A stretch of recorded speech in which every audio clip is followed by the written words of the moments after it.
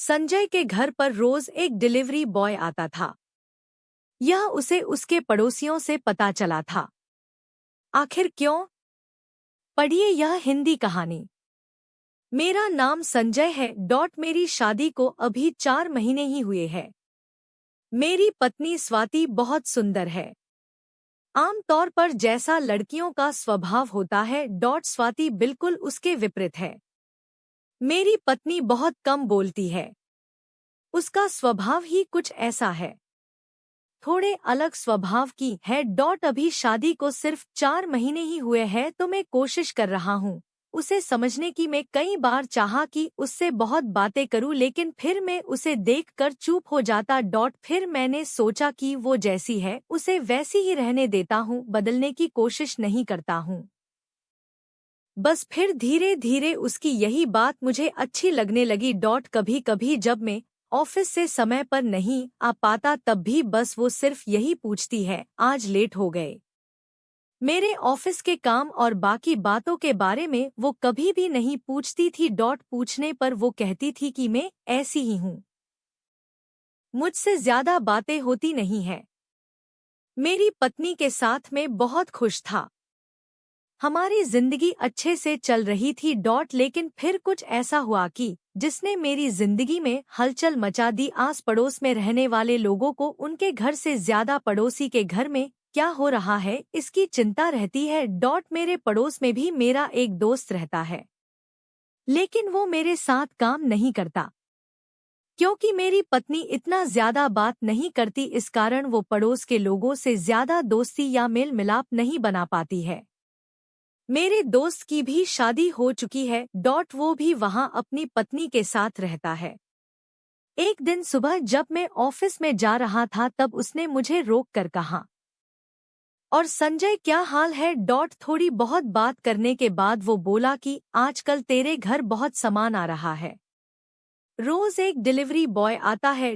उस समय मैंने उसकी बात पर ज्यादा ध्यान नहीं दिया। मैंने कहा कि कुछ मंगवाया होगा। स्वाति ने बाहर जाना उसे पसंद नहीं था, तो शायद वो घर पर ही घर की चीजें मंगवाती होगी। मैं ऑफिस चला गया और उस बात को जैसे मैं भूल ही गया। घर वापस आकर मैं स्वाति से इसके बारे में बात करना भी भूल गया। सच कहूँ तो उस समय मुझे लगा कि इसके बारे में क्या पूछना, लेकिन जैसा कि मैंने कहा, आपके घर में क्या हो रहा है यह आपसे ज्यादा पड़ोसियों को पता होता है। मेरा वो दोस्त मुझे 3 दिन बाद फिर रोक कर यही बात करता है। इस बार उसका तरीका पहले से कुछ ज्यादा अलग था। उसने मुझसे कहा, संजय वो डिलीवरी बॉय पहचान का है क्या, रोज दोपहर आता है?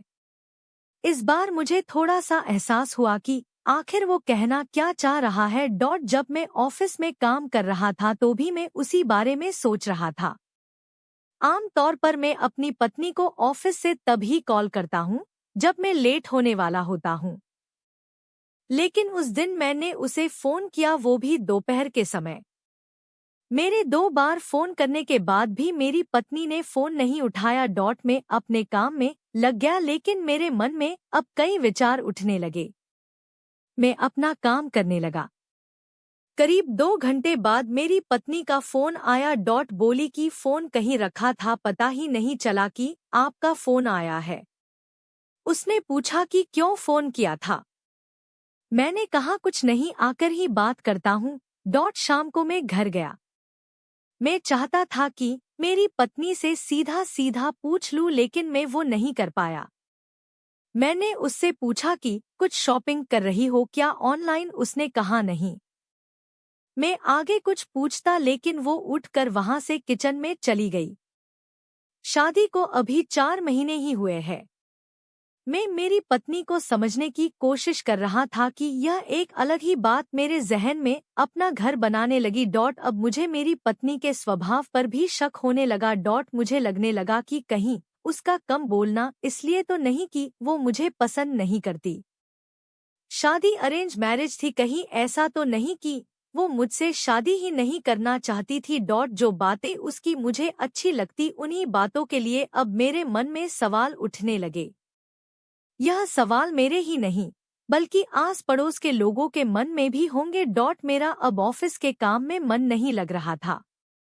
मैंने सोचा नहीं था कि मुझे ऐसा कुछ करना पड़ेगा। मैंने फैसला किया कि मैं ऑफिस से जल्दी घर जाऊंगा। उस दिन में मेरी पत्नी को बिना बताए ऑफिस से दोपहर को निकल गया। मैं सीढ़ियों से अपने फ्लैट की ओर जा रहा था और सोच रहा था कि जो मैं सोच रहा हूँ ऐसा कुछ भी ना हो। मैं अपने फ्लैट के दरवाजे पर पहुंचने वाला ही था कि तभी मेरे घर से एक लड़का, जो कि डिलीवरी बॉय ही था, निकला और सीढ़ियों से नीचे जाने लगा। लड़का करीब 20 साल का होगा। अब मैं वही सीढ़ियों पर सोच में पड़ गया। बाकी की थोड़ी सी सीढ़ियां मुझसे चढ़ी नहीं जा रही थी। अब मैंने सोचा था कि आज हाँ या मैं नहीं, आज पूरी बात होगी। में अपने फ्लैट के दरवाजे पर पहुंचा और बेल बजाई। दरवाजा खुला, लेकिन दरवाजे मेरी पत्नी ने नहीं बल्कि किसी और ने खोला, वो भी करीब एक 43 साल की महिला ने। अंदर से मेरी पत्नी ने मुझे देखा और कहा कि अरे, आप आज इतनी जल्दी आ गए, आपकी तबीयत तो ठीक है? मैं अंदर आया और कहा कि नहीं, ठीक है, ऐसे ही बस। मैंने मेरी पत्नी से पूछा कि यह कौन है? वो बोली कि यह सुधा दीदी है। इतना कहकर वो तो रुक गई, लेकिन फिर सुधा दीदी ने मुझे कुछ बताया। वो बोली कि मैं स्वाति के घर के पास में रहती हूँ। स्वाति मेरी शादी में छोटी सी थी, लेकिन इतने सालों बाद वही इसने मुझे पहचान लिया और मेरी मदद की है। मेरी पत्नी ने उन्हें रोकना चाहा, लेकिन वो नहीं मानी। उन्होंने कहा कि स्वाति मुझे एक दिन अचानक ही मिल गई थी। मेरा हाल उसे मैंने बताया कि मेरे पति के जाने के बाद हमारी आर्थिक हालत ठीक नहीं है। मेरा बेटा पढ़ाई में अच्छा था, लेकिन डिलीवरी बॉय का काम करने पर मजबूर हो गया है। स्वाति ने उसकी कॉलेज की फीस भरी और उसे पढ़ाती भी है। कभी कभी मैं भी आ जाती हूँ उसके साथ।